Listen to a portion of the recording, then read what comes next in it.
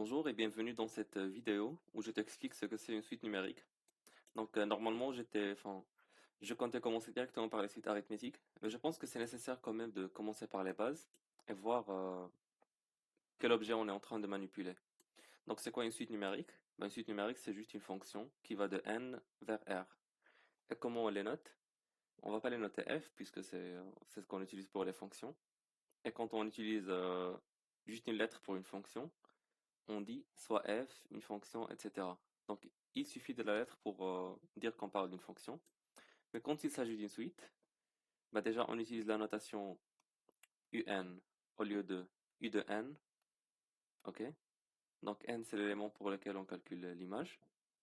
Et la notation de la suite elle-même, c'est la lettre qui est le nom de la suite, u.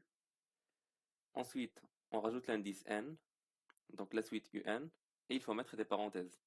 Et parfois, on met ici n plus grand ou égal à 0 pour dire qu'on est sur des entiers naturels. Sinon, la suite elle peut aussi être la suite un pour n plus grand que 3. Donc une suite qui commence à 3. Et donc, quand on dit on veut définir une suite, on va dire soit un, n plus grand que 0, une suite telle que, et on donne les spécifications sur cette suite. Mais vous voyez bien que là j'ai toutes les informations. J'ai le nom de la suite, le terme pour lequel je calcule enfin, de quel terme de la suite il s'agit, l'ensemble de départ, et là il suffit de définir ma suite. Soit en donnant une formule explicite, soit en la définition par récurrence, et c'est ce que je vais vous montrer. Donc, ma suite, je peux soit dire, ok, un c'est, je vous rappelle, quand j'écris un comme ça, c'est u de n. C'est que je suis en train de calculer l'image de l'entier n. Donc n c'est un entier qui est plus grand que 0, dans ce cas. Et donc, je peux dire que ma suite elle est définie par un égale à n carré plus 1. Ok? Ma suite un, elle peut être égale à n. Disons par exemple, euh, donc par exemple, si un c'est la suite telle que u de n me donne le nombre de jours du mois de février pour l'année n, u 2024 ça va être 29, u 2025 ça va être 28, u 2026 ça va être 28, etc. Et encore une fois, ça va devenir 29. Donc, une suite c'est simplement ça. Et donc, là, on l'a défini par sa formule explicite. Par exemple, on va dire un c'est égal à 28 si n divisible par 4, ou un égale à 29, non, si n n'est pas divisible par 4, ou un c'est 29 si 4 divise n. Dans ce cas, pour cette suite, disons là, on va l'appeler Vn. Vn, ça peut être juste la suite Vn égale à n carré moins 1, etc. Je peux juste la définir par une formule. Sinon, il y a une autre manière de définir une suite, et c'est par récurrence. Donc, si vous voulez savoir pourquoi on les appelle suites définies par récurrence, il y a une vidéo dans ma chaîne que j'ai fait sur le principe de récurrence. Vous pouvez regarder juste les 2 premières minutes, elles expliquent bien le principe, sans trop rentrer dans les détails. Mais bon, une suite récurrente, c'est juste chaque terme est défini à partir du terme d'avant. Par exemple, je peux avoir, je dois donner une valeur de départ, u0 égale à 3 par exemple. Et ensuite, je définis la relation de récurrence. Donc, un plus 1, c'est égal à une fonction de un. Par exemple, un plus 2. Et dans ce cas, u0, il va être 3, u1, il va être 5, u2, il va être 6, etc. Donc ça, c'est une suite récurrente. Une autre suite récurrente pourrait être u0 égale à 5 et un plus 1 égale à un carré moins 1. Dans ce cas, u0 c'est 5, u1 ça va être u0 au carré moins 1. Donc, je vais l'écrire, u0 au carré moins 1, donc 5 au carré moins 1 c'est 24. u2 ça va être u1 au carré moins 1, donc ça va être 24 au carré moins 1, ainsi de suite. Et donc, ce sont les deux manières de définir une suite, peut-être une troisième, que j'ai oublié. Mais bon, ce sont les deux principales. Ensuite, comme les fonctions, Vous vous rappelez les fonctions, on prend une fonction comme ça, elle peut être croissante, elle peut être décroissante, ou elle peut être constante. Sinon, elle peut être non monotone, genre une suite comme ça qui est parfois croissante, parfois décroissante. Et ben c'est pareil pour les suites. Et juste pour vous aider à visualiser les suites, enfin, on les voit pas sur un repère, mais plutôt juste sur, hop, là je vais mettre 0, 1, juste sur un axe numérique, il suffit pour visualiser les suites.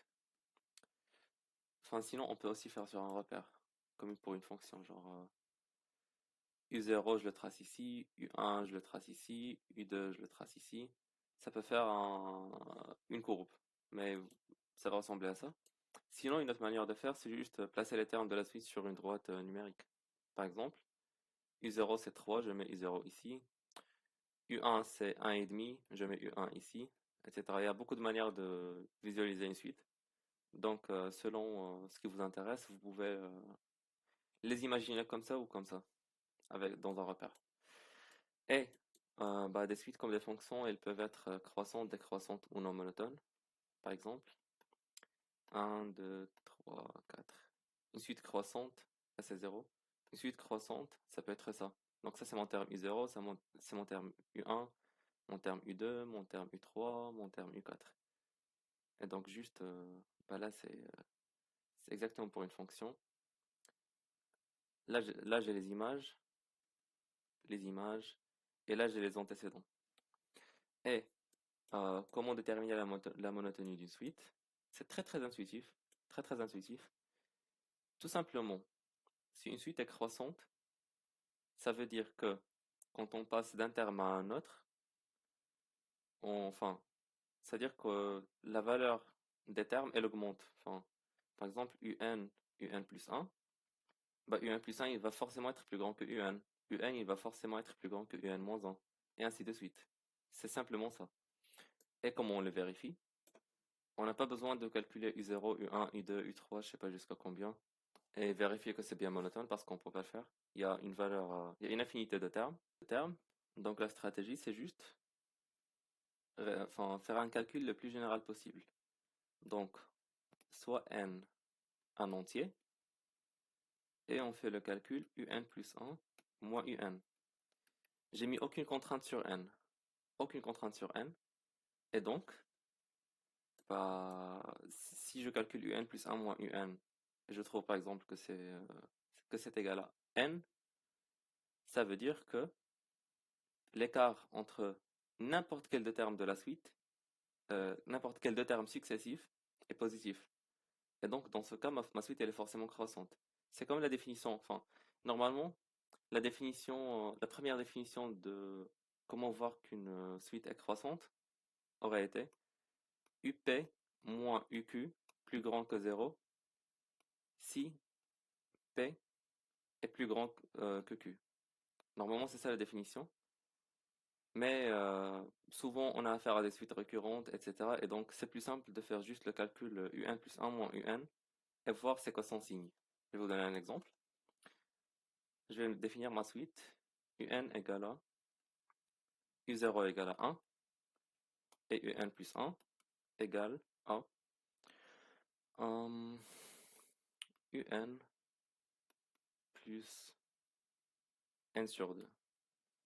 Et bah dans ce cas, si je veux juste vérifier la monotonie de ma suite, je vais choisir un N qui est plus grand que 0 et je vais calculer UN plus 1 moins UN.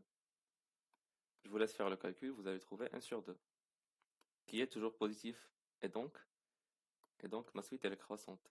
Elle est comme ça, hop, hop, hop, et c'est croissant. Tout pareil, pour vérifier qu'une suite est décroissante, on calcule UN plus 1 moins UN et on regarde ce qu'on trouve. Et la suite, elle est décroissante si c'est plus petit que 0. Bien évidemment, elle est strictement décroissante si l'écart est strictement inférieur à 0. Elle est strictement croissante si l'écart est strictement plus grand que 0. C'est tout ce qu'il y a à savoir, c'est tout ce qu'il y a à savoir sur la monotonie des suites. On peut toujours avoir des suites constantes, d'ailleurs. Et on peut toujours avoir des suites qui sont ni croissantes ni décroissantes. Par exemple, je peux vous montrer une. 0, 1, 2, 3. Bah, les termes de la suite, ils peuvent simplement faire ça.